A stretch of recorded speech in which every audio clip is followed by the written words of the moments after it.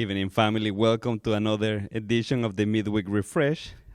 Pastor Luis Diaz here with Pastor Jared Cinda, who delivered an amazing message last Sunday. Now, the purpose of the Midweek Refresh is for us to answer any questions that the members of our church or any viewers will have about our Sunday sermon.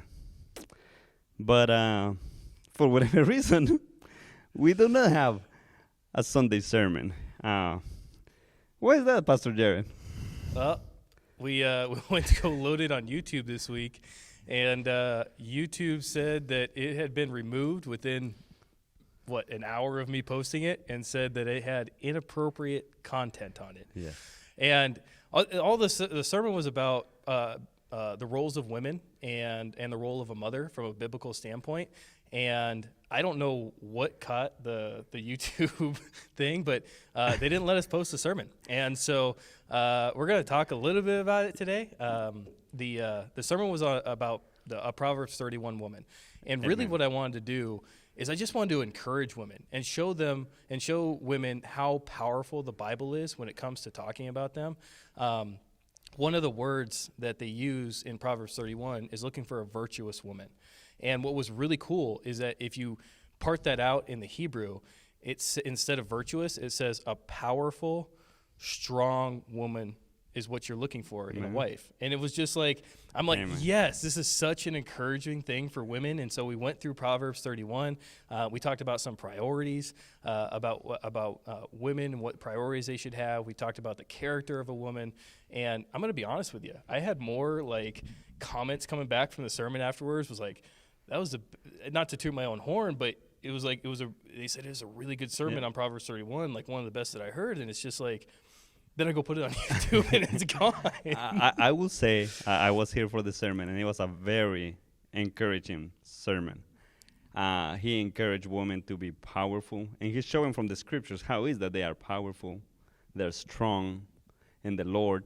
And he just gave examples on how, just as the Proverbs 31 woman, you explain how they can go into the marketplace, how they have the ability to take care of business. Can you expand on that a little bit? So what's really cool about Proverbs 31 is that there's a section in there. It's 13 through 19. And it just talks about how women, while they're always looking out for their families, and the household is the number one priority, but it talks about a woman going and seeing a field and considers to buy it, and then she used the profits to buy a vineyard. And it talks about how she goes into the city late at night to search for food. I mean, a woman is not idle.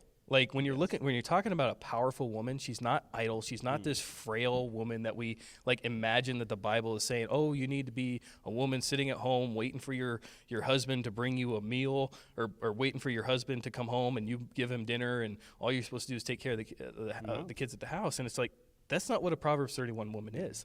And so it gives so much freedom to women in the Bible, and it empowers them. I mean, even Jesus, when he was resurrected, the first person that he chose to see him was a woman.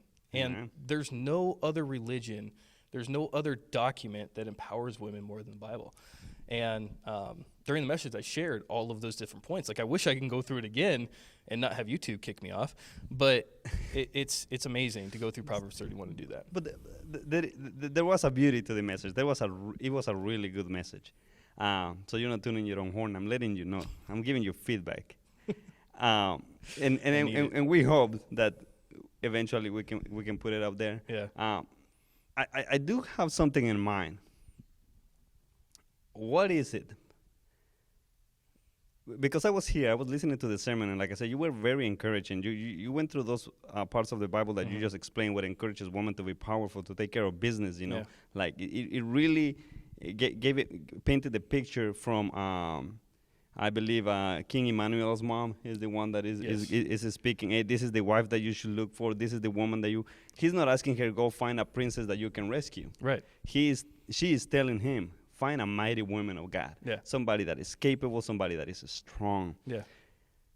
So with that said, and running some chances, some risks, I wonder, and I have my own opinions, but I wonder, what is it that whoever is out there in the algorithm universe didn't like about the way you encourage women. Because to be honest with you, it was a very encouraging message. It was directed to moms, directed to wives, directed to daughters. It was a very encouraging message. Yeah. There was no anything that is like, hey, you need to do what we tell you to do. It was really the Proverbs 31 picture. And if you guys have a chance, you go and you read Proverbs 31, you will see that the picture of a woman that is given on that verse is a mighty, powerful woman, very capable individual.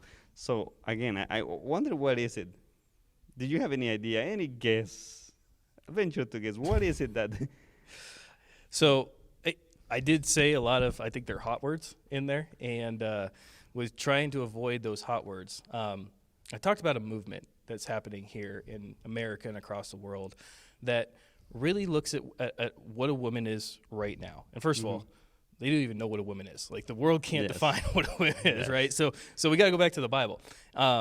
But it's, what are the differences between men and women, right? And I think that there's a movement right now that is trying to minimize the differences, or minimize the differences between men and women, where they're saying, no, there's no difference between a man and a woman, where they should have equal pay. And I 100% believe that a woman should have equal pay if they're doing the same job. I believe that wholeheartedly. Yes.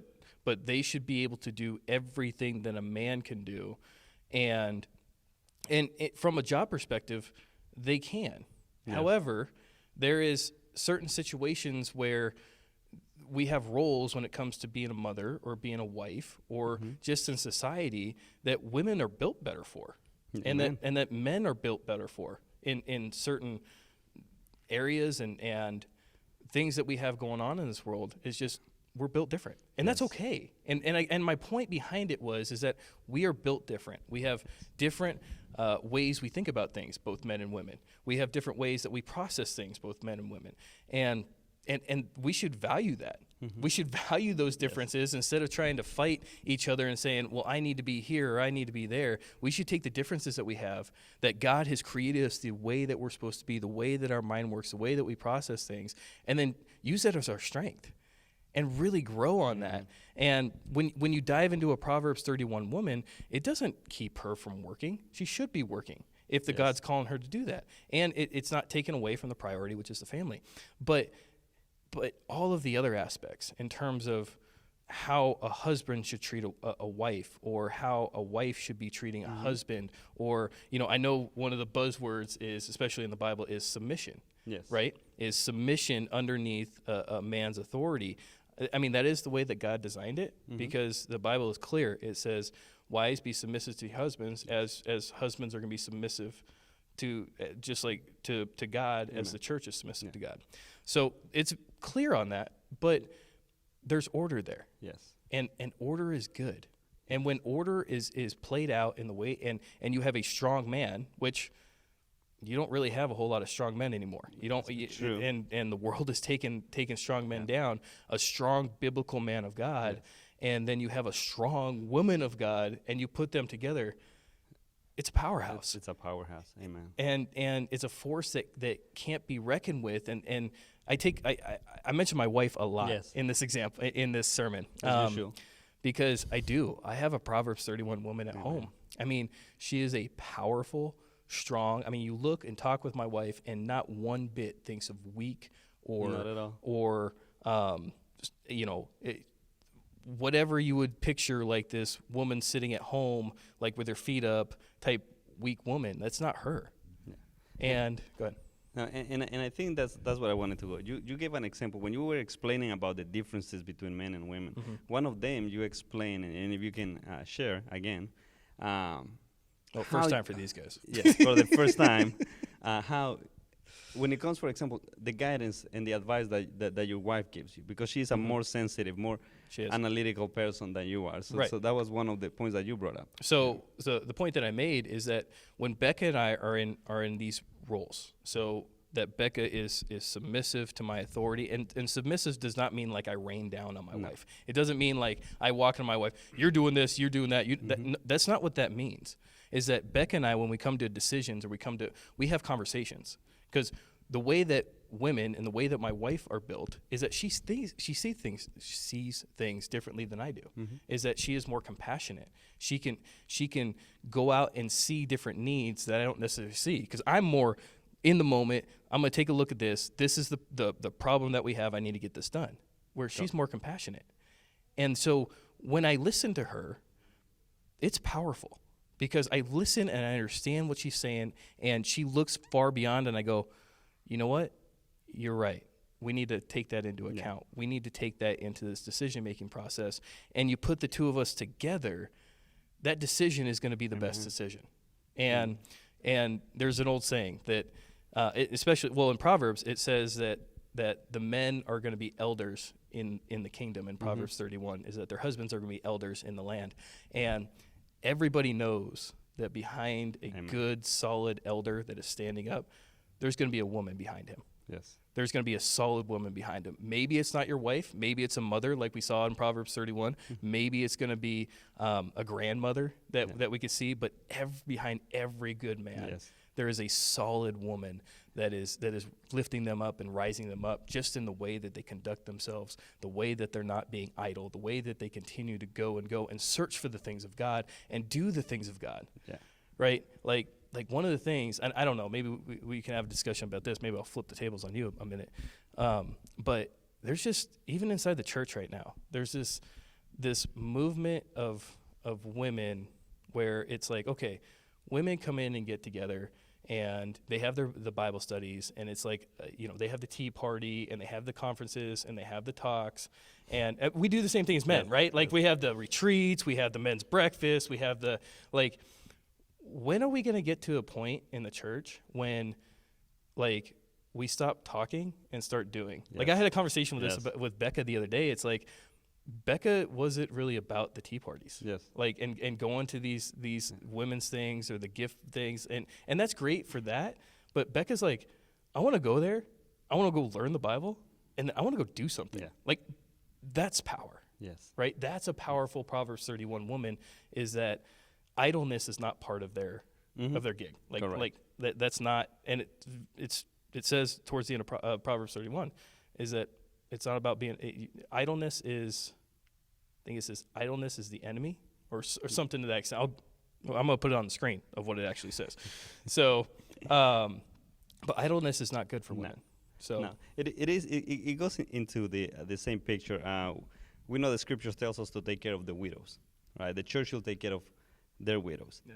But there is certain criteria that those widows need to meet, with the purpose of, if she's young and she can work, she should not be at home idle.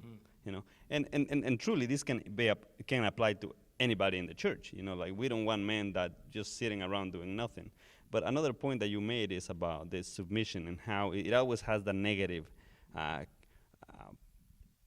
People say this as a negative thing, but when you see it biblically, the submission that is calling, the Bible calls the women to have, is for a man that will submit as Jesus did unto the church, right? No, not submit, I'm sorry, that will sacrifice as Jesus did unto the church. So there is a sacrificial part of it.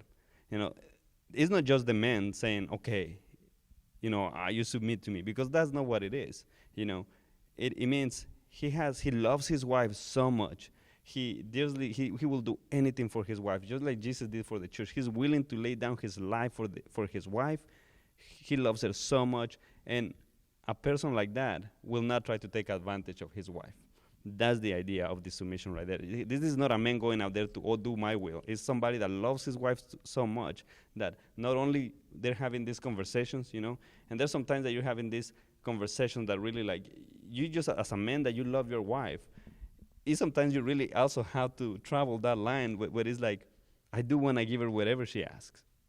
Sometimes you're like, oh yeah, whatever you say, babe. Because you have that type of love for her. Mm-hmm. But it is important to have a woman. The relationship, and that's why we're going through all this month in the family. Because and this weekend, I believe you're gonna preach on the role of the next generation. Which I'm super excited about. So it connects everything together, because we're talking about a godly family, somebody that everybody is willing to to play their part. The husband loves his wife so much. Yeah. She loves him so much, and she sees the love that he's got, that she's willing to, okay, listen, I'm going to listen to you, Even though sometimes you're a knucklehead, I'm going to listen to you. So it has nothing to do with a man going out there and you do what I do, being a macho man. Amen. No. And it doesn't has anything to do with a weak woman doing whatever he says. Yeah. If we all play our roles right, this makes a powerful family. Amen. I have read a few books, and I'm not much of a reader, but the few that I have chosen to read, some of them paint the picture of the family. When we first, when the people first came to America, right? And they paint these families where they're just so dedicated to the family. Men dedicated to their wives, wives to their children, and it is this. That's what created this society. The strength of the family, and that's another point that I was brought up a few weeks ago, as we are about to close this series next week. Is that the family? It is the foundation of everything. Marriage is the foundation of the family. The family is the foundation of the church and the society, and I think that's why to me is a shock. Because the message that you gave is so powerful, so encouraging, because that's what we want. As Christians, we want to go home, have husbands that honor their wives, right? That they love them in a sacrificial way, and wives that love their husbands, but at the same time, they're strong women that are able to go and take care of business. If they have to go and buy a field because they have analyzed. And just to testify on that, I am telling you, my wife is a mighty woman, right? Amen. And a lot of things that we have right now is because she has brought it up. Hey, let's invest on this. Let's buy this. Let's buy that. And I look at it and I'm like, okay, let me see what we do. And we decide together. But she's the one that has the majority of things. She's the one that she's seen it. She's like, yep. Babe, this is going to be good for us. Yep. And this is going to be, eventually, if we wait a season, this is going to give us fruit. And it has worked out 90% of the time. Yep. It has worked out that way, and when my wife brings an idea, I'm like, I'm listening. Yeah. I'm listening because they are not only better than mine, they usually come with good fruits. Amen. And they come with the heart of I want my family to succeed. Especially if they have the biblical foundation. We talked about at the very beginning. We got to know the difference between good and evil. Yes. In Proverbs, we got to know the difference between good and evil. We got to be honest. We got to be truthful. Like, those are the two characteristics of a woman that are absolutely a necessity. Yes. If you can get two of those, then you're going to have the gain. You're going to be able to see the things that they see when they're biblically sound. But going back to submission, it takes submission to God, which, that's where it starts. If our marriages would submit to God in everything, right? If we would submit to God in both our roles, if we would submit to God in our lives, the way that we operate, then our marriages are going to be strong. And if our kids and the next generation see these strong men and women of God doing such powerful things, that God is so evident in their lives, the way that they operate, it's going to be really hard for them to fall away. And I think going into the next sermon, that's going to be an emphasis, is just like, we need to submit to God. That word submission needs to not be a negative. Amen. It needs to be a positive in all aspects of that, just so we can get to the power that God wants us to get to. Amen. So, family, I'm excited about the next sermon. I wish you guys could have watched the next one. We are going to do what we can to find out and see how we can get this sermon up. I don't want to change it just because I think it's what needs to be said. But family, we love you guys. Thank you so much for being with us. Tune into next week with the Next Generation service. We're just going to be preaching on what does the next generation look like, what's their outlook, and family, I'm encouraged with them. And we've been doing, I've been doing generations now for over a decade, and at this church 5 years, and I'm encouraged. I'm excited to see this next generation rise up because I think they have a different mentality, and we're going to talk about that next week. So, love you guys. Tune in next week, and like I said, we'll try and get that sermon up. Have a great night. God bless.